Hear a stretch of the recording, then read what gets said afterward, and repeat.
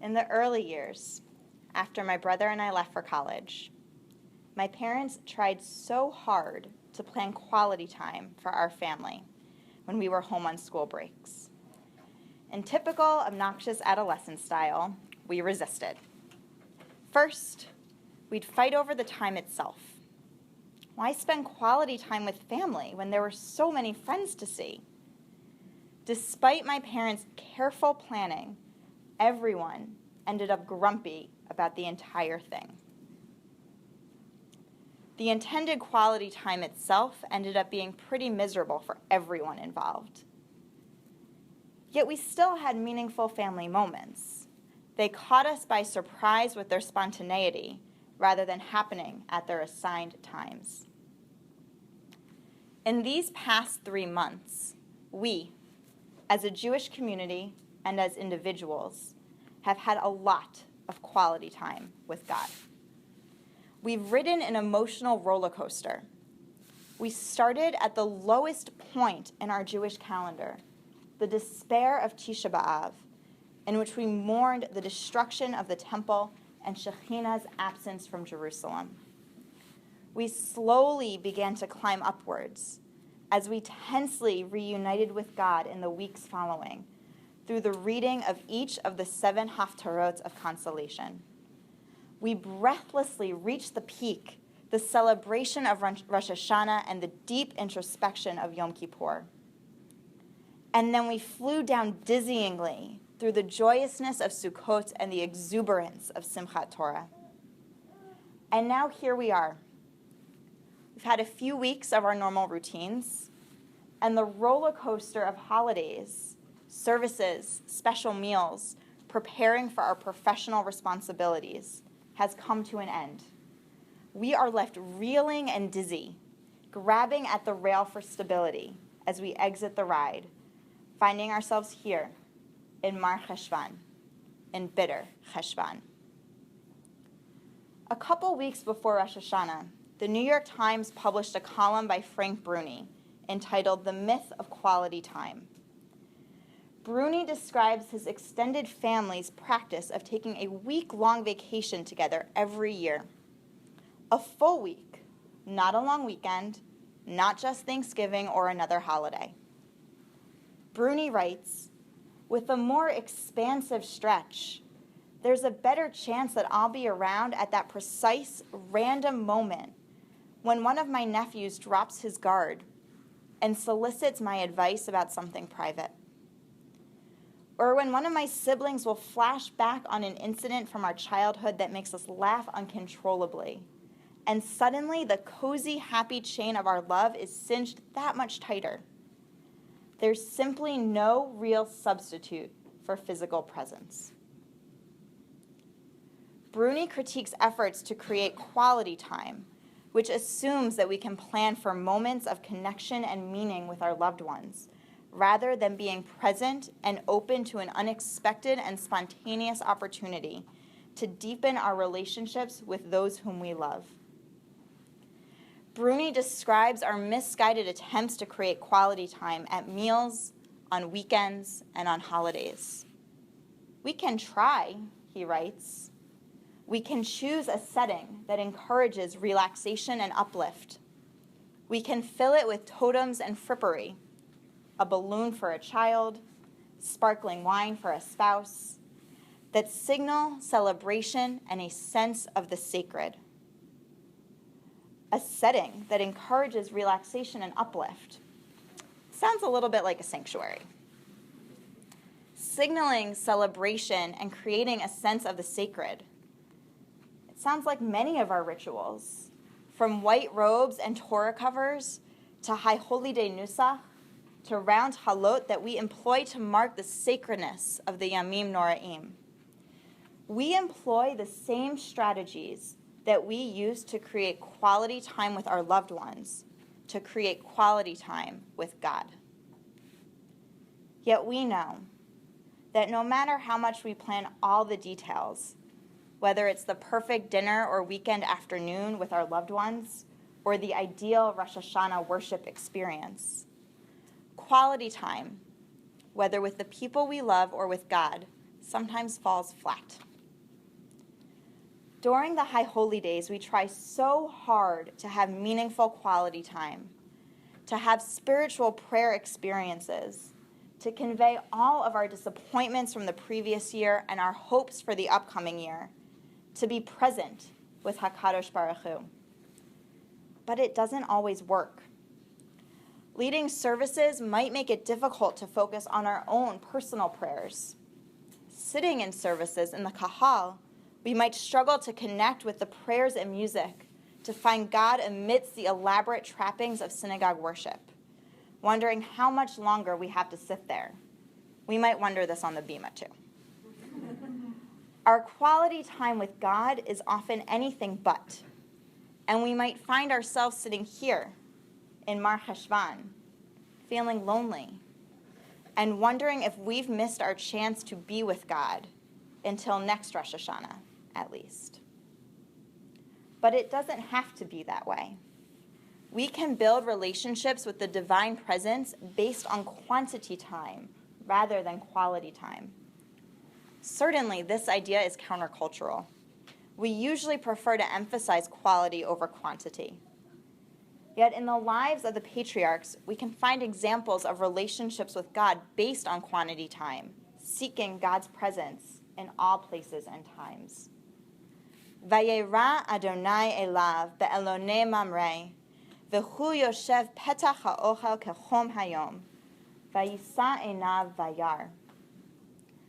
Adonai appeared to him, to Abraham, at the terebinths of Mamre, while he was sitting at the entrance of his tent in the heat of the day. And he lifted his eyes, and he saw. These opening words of our parsha come seemingly out of nowhere. Tradition teaches that the opening of Parshat Vayera is actually the conclusion of the previous chapter's narrative, in which Abraham and the men of his household are circumcised. The Talmud and the medieval commentators imagine God visiting Abraham as he's healing. Yet if we start reading from the beginning of Parshat Vayera, like we did today, God's visit seems random and unexpected. It does not come at a designated time, nor in a special place. God visits Abraham in the most ordinary of places, at home.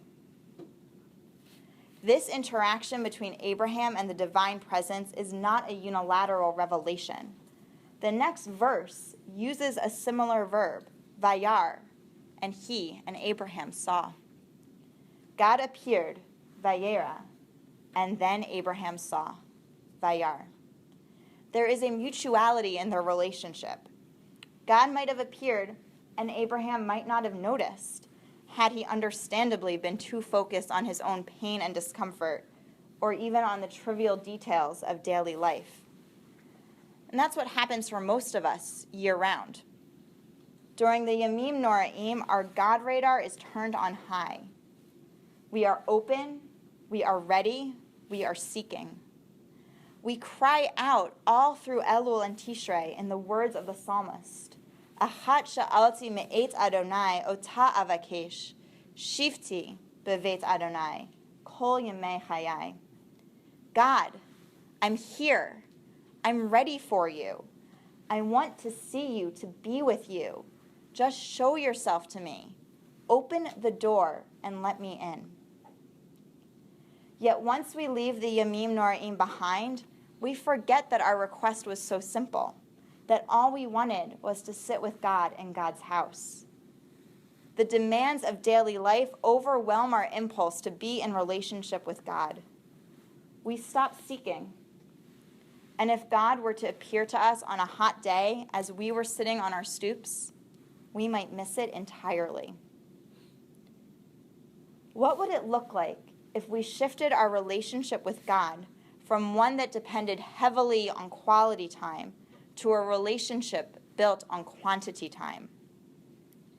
Rabbi Shelley Donnell, one of our teachers in Jerusalem, explains that twice-a-year Jews are so often disappointed with their High Holy Day prayer experiences because not every prayer experience is a magical, soul-changing moment.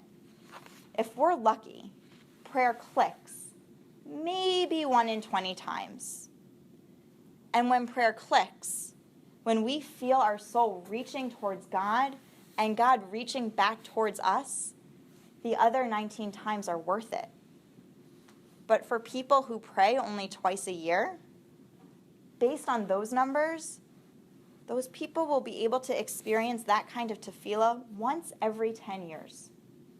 No wonder High Holy Day services seem boring for so many Jews.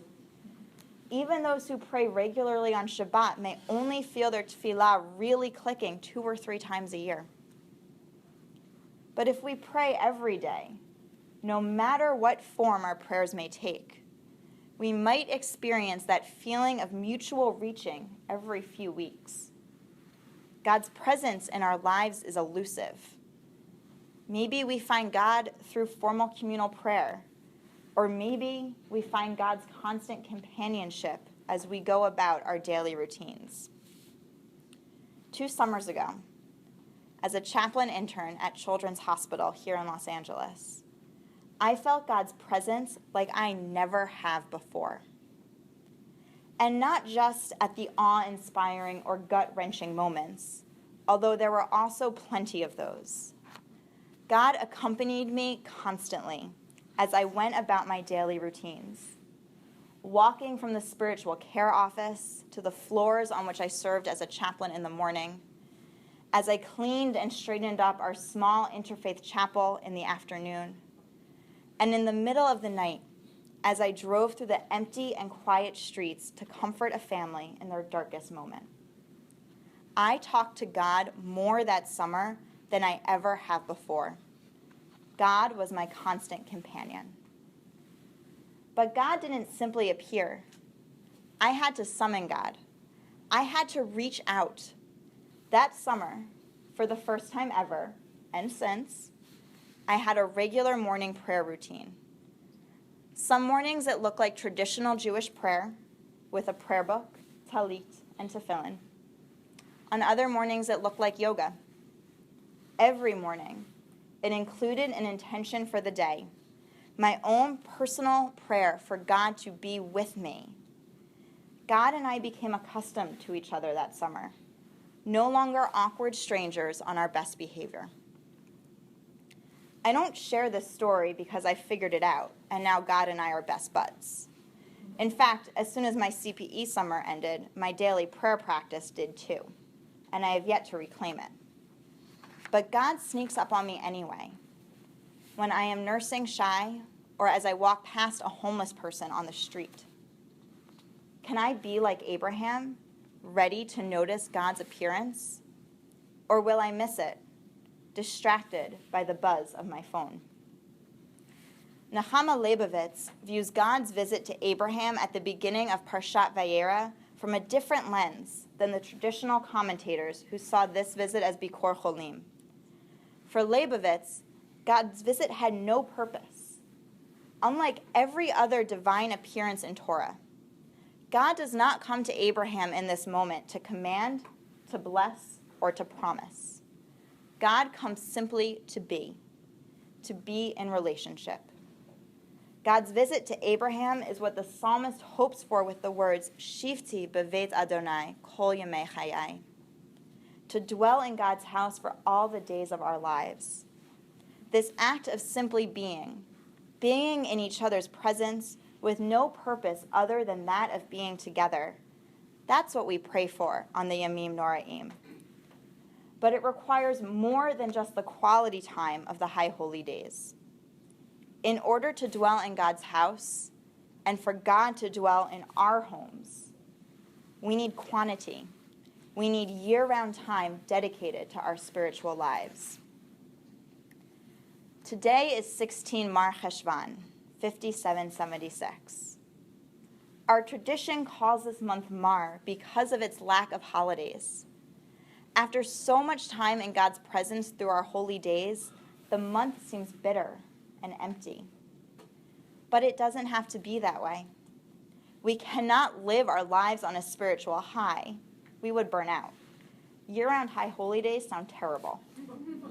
But we also can't relegate our relationship with God to the month of Tishrei. We can't only reach out to the Holy One on the holiest of days. Mar Cheshvan doesn't need to be so bitter. We have plenty of opportunities to make Cheshvan sweet by seeking God and being open to God's presence in our lives. We can be open to letting God surprise us, to relinquishing the need to control and plan every moment of our relationship with God by creating perfect tefillah experiences. When we let go of that control, we can create space in our relationships, both the human and the divine, for beauty and for meaning. God, may we have the perseverance to keep on reaching out to you, even when your presence seems elusive. May we notice when you are trying to reach us. Answer the door to our knocking year-round.